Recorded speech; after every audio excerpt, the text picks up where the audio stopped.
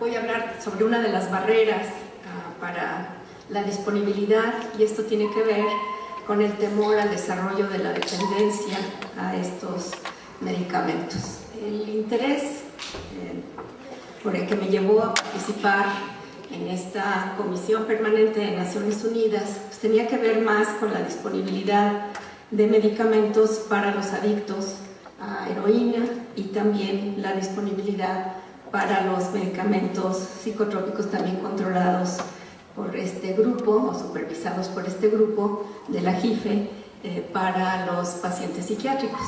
Esto pues me acercó de alguna manera también a entender algunas de las barreras que se establecen para la disponibilidad para manejo del dolor, y yo les voy a hablar un poco de esto porque me parece que hay dos elementos importantes. Uno, entender este temor, introducir en la educación de los médicos, de los pacientes, pues, información verídica basada en la evidencia que les quite este temor. México afortunadamente ha hecho un cambio muy importante en la manera como hace sus estimaciones a partir de COFEPRIS, y los reconozco. Cuando yo empecé a trabajar en Naciones Unidas, el interés y las estimaciones se basaban en las necesidades para producción, pero no estaba involucrada las necesidades de los estimadas por los médicos de los medicamentos, pero esto es un fenómeno que pasa en todo el mundo. Y finalmente, pues hablar sobre la educación que se requiere también incluir para evitar la desviación y lo que está pasando en otros países, por ejemplo Estados Unidos. Uno de sus principales problemas de drogadicción en este momento es el uso fuera de prescripción de estos medicamentos, y hay una serie de medidas sencillas que se pueden introducir en la normatividad, y eso es lo que a mí me gustaría también que se considerara. Desde luego, luchar en contra de la barrera que este estigma representa y que significa que no se tengan los medicamentos disponibles. Como decía el doctor Moar, yo trabajé 7 años antes que entrara afortunadamente a este organismo, y durante este tiempo hicimos misiones cada año a diferentes países, y a mí me tocaba ver este tema. Entonces voy a hablar un poquito de historia y no les voy a dar muchos datos, nada más un pequeño recorrido, pero es un poco para entender que tenemos 100 años de historia de restricción, y que fue a partir de 1999 cuando se empieza a reconocer una perspectiva real, porque las convenciones internacionales no solamente están hechas para evitar la desviación, sino para asegurar que los pacientes tengan la disponibilidad adecuada, pero es a partir de 1999 que se reconoce esto y empieza a haber una posibilidad de cambio. Hablar un poco de cuál es la percepción de los países para hacer sus estimaciones de necesidades y ver estas posibilidades de nueva respuesta. Voy a saltarme estas primeras porque el doctor Moar ya las presentó. Nada más, por ejemplo, ponerles este ejemplo de la morfina. Este es un dato de la JIFE, pero vemos cuáles son los países que lo consumen, a pesar de que tendrían disponibilidad suficiente para que todo el mundo tuviera acceso a esta forma más barata. Estos datos ya se vieron, entonces me detengo en esta, que es una encuesta que se hizo en este organismo de todos los países miembros, en donde contestaban sobre los factores que afectaban la disponibilidad para usos médicos, y vemos como la principal barrera que contestan los países es la preocupación por la adicción, en donde estos elementos estructurales que a nosotros nos ocupan principalmente hoy, como la falta de abasto, las dificultades de distribución y el costo, tenían un lugar mucho menor. Y esto nos habla de por qué esta barrera es importante y por qué tenemos que modificarla. Ahora, hay una larguísima historia, como les decía, de restricción que empieza alrededor del siglo XIX con estas preocupaciones por el uso irrestricto y por la introducción de jeringas y el uso compulsivo en algunos grupos. y cómo diferentes eventos históricos que son familiares a muchos de ustedes en realidad estaban hablando de esta necesidad de restricción, y estos 100 años de historia es lo que tenemos ahora que combatir.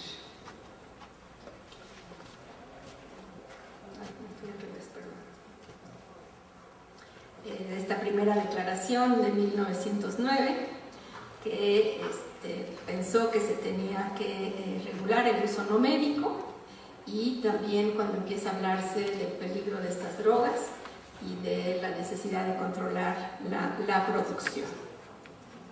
Y vemos todas las convenciones. En realidad, la Convención de La Haya nos habla de la necesidad de limitar el uso de morfina y opiáceos a usos médicos, pero vemos cómo después hay una gran cantidad de convenciones que en realidad de lo que hablan principalmente es del control. Y así, en 1953 se prohíbe el uso no médico y se empieza a ver la necesidad de concentrar la producción de estas sustancias. Ahora, estas sustancias están en la lista 1 y en la lista 3, en la lista 2, que son comúnmente usadas para fines médicos y tienen controles estrictos para su disponibilidad. Ahora, ¿qué es lo que cambió la situación? Bueno, en 1999 aparece el capítulo primero de la JIFE, en donde habla del tema de alivio del dolor y sufrimiento, y reconoce que es papel de la JIFE asegurar un suministro adecuado y desde luego pues asegurar la disponibilidad para uso médico. En 2010 hacen un estudio muy interesante sobre cómo está la disponibilidad en todos los países a partir de una medida que se desarrolló a principios de la década de los 2000, a partir de que se reconoce la importancia de asegurar el abasto de dosis diarias estadísticas. No son dosis terapéuticas, es un concepto estadístico para poder hacer comparaciones entre los países e incorporar a todas las sustancias controladas. Y vemos aquí pues muy claramente cómo México está muy por debajo de lo que necesita. Las comparaciones se hacen a partir de la mortalidad por cáncer, y también en países como es en otros países que tienen un nivel de desarrollo similar, una distribución de población similar, índices de mortalidad similar, para estimar cuáles países están muy por debajo. Vemos cómo Colombia y Chile tienen una distribución, y Argentina mismo una disponibilidad mayor. En las misiones lo que es muy claro, que se ve muy claramente, es cómo los cuerpos médicos, las asociaciones de médicos, participan junto con las personas que hacen las estimaciones en ver cuáles son sus necesidades, y desde luego este es el enfoque muy bueno que ha adquirido COFEPRIS, y con lo cual pensamos que estamos en posibilidad de revertir esta situación.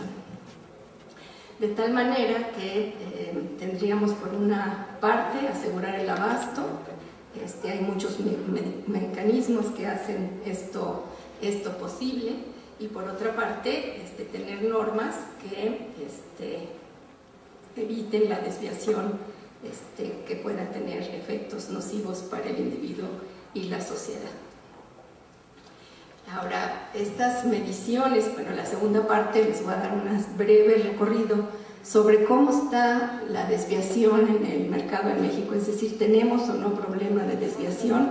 Yo les puedo decir que no hay problema de desviación. Claro que esto se da en el ámbito de un mercado demasiado restringido.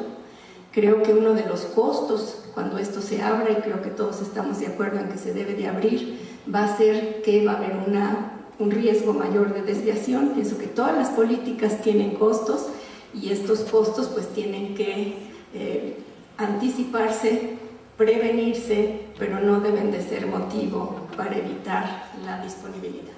Este es un ejemplo interesante porque, digamos, nos compara el índice de uso de estos medicamentos controlados fuera de prescripción médica, definidos de una manera un poco estricta, porque es cualquier uso fuera de receta o sin receta, en mayor cantidad o en motivos diferentes a los cuales estaba prescrito. Entonces sí es una definición muy estricta, pero es el consumo en la Ciudad de México antes y después de que se pusiera en práctica las convenciones que se establecieron para el control tanto de narcóticos como de psicotrópicos. Y vemos cómo cuando apareció la necesidad de la receta, los controles en las farmacias, el índice de abuso disminuyó. Lo malo es que también disminuyó la posibilidad de que los enfermos tuvieran acceso. ¿Qué es lo que nosotros vemos ahora? Pues unos índices muy bajitos de abuso, de consumo fuera de prescripción para todas las sustancias. Claro que lo que nos interesa ahora son los medicamentos narcóticos, pero este consumo sigue siendo bajo también para las otras sustancias controladas. En términos de cómo se usan, pues vemos que no hay diferencias en el consumo entre hombres y mujeres. Si vemos del total de usuarios, hombres y mujeres, qué drogas se prefieren, pues sí, las mujeres preferimos las drogas médicas, los hombres las drogas ilegales, pero aún así el índice de abuso, o si se considera como el consumo fuera de prescripción, es realmente muy bajo. Entonces, ¿qué es lo que vemos? Que no tenemos un problema, pero que esto se da en la presencia de una baja disponibilidad. Entonces, ¿cuáles serían estas medidas que podrían incorporarse en los reglamentos para evitar tener un problema de dependencia a las sustancias? Digamos, parte de los enfermos que desarrollan una dependencia a estas sustancias tienen algunas conductas que se le llama como el mercado de médicos, porque van de un médico a otro buscando recetas para tener un consumo por arriba de lo que les recomienda su médico tratante. Esto pues es algo que tenemos que considerar y también tratar de evitar por el bien de la persona. Algunos de estos pacientes, cuando no tienen acceso a los medicamentos regulados, pasan a la heroína en el mercado ilegal. Esto también es algo poco afortunado, de tal manera que sí tenemos que ver que tengamos los medicamentos disponibles, pero manejemos pues las normas que están ya muy bien desarrolladas para evitar el desarrollo de dependencia cuando se hace la prescripción. Entonces, ¿qué necesitamos a mi juicio? Pues son 4 elementos: la educación a los padres, a los pacientes, a quienes prescriben, de cuáles las indicaciones para su uso, su resguardo y sobre todo qué hacer cuando el medicamento sobra y ya no lo va a consumir el paciente. La vigilancia, que nos permite, pues, a través de estos mecanismos que se están planteando por el abasto regulado y supervisado, pues nos permitirían ver estas pequeñas desviaciones. Yo pienso que eso no va a ser muy importante. Desde luego trabajar con las recetas no usadas y también eliminar prácticas de prescripción y venta inapropiada. Pues hay una cantidad importante de medidas que se podrían integrar dentro de las regulaciones que nos permitirían asegurar el abasto, reducir el riesgo de la desviación y de la dependencia, sobre todo cuando estamos hablando de la muy deseable extensión de disponibilidad de estos fármacos para manejo del dolor y no solamente en los casos terminales. Muchas gracias.